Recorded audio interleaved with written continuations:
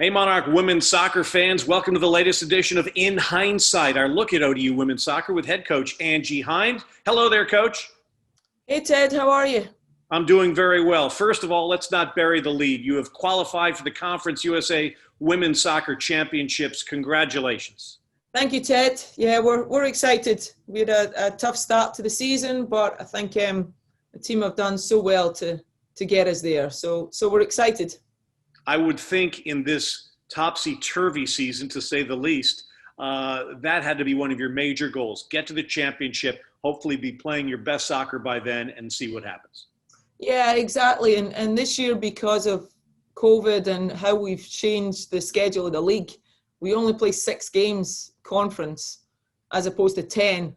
So that makes it really difficult. You know, you lose your first game and you're under pressure because it's almost like a double header, you know. And so to go down the first 2 games and then really backs to the wall, we had to win. Then I think we've done a great job to get there. And you're right, our aim was always to get there. However, we could make that work. And we knew there'd be challenges through the season, and there has been, of course, with injuries.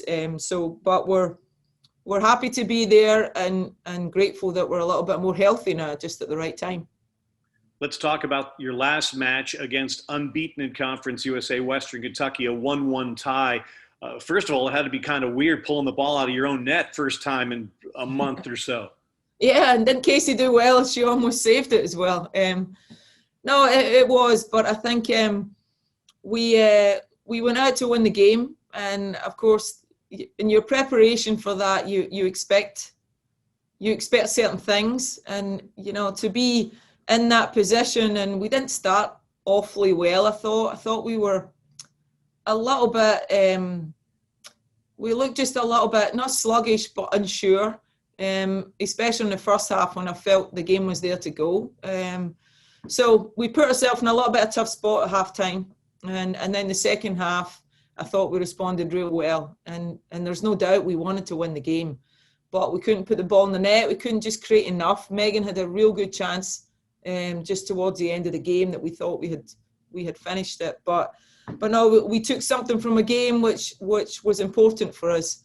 And all respect to Western Kentucky, they're flying this year, so we had a tough opponent there for sure. But yeah, we got what we needed, and that was a big relief. Every year, senior day is special, but it's got to be difficult too, because you've got the emotions that can just bubble over at any time when you think about the big picture, not only for the coaching staff who's worked with these student athletes for so long, but for the student athletes themselves. Talk a little bit about the dance you have to dance to get top performance, but still give the emotional tribute that's necessary for the likes of Blair and Amanda and Josie.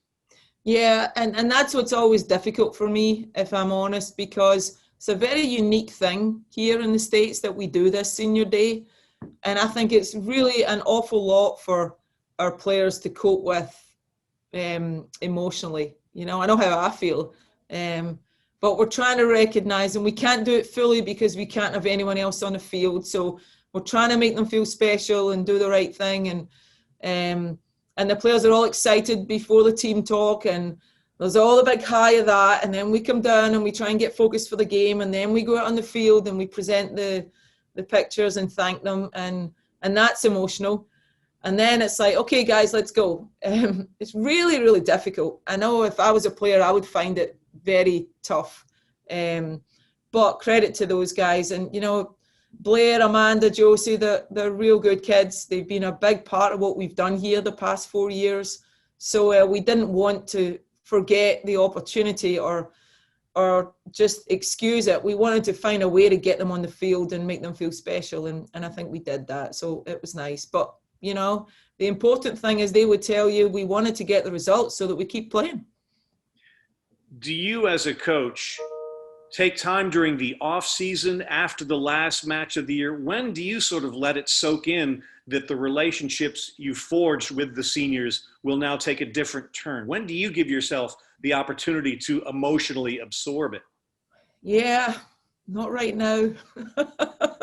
We have to focus on the week ahead, but it's always there because this is much more than school and soccer. You know, we spend so much time together. and so many ups and downs that we go through together, and it's difficult. And one of the hardest things for me is that normally we have the end of the fall season and we still get to see them a little bit in the spring. But this year, as I say these words, it's really dawning on me that at the end of the season, pretty much just a couple of weeks and they'll be gone. So that's tough.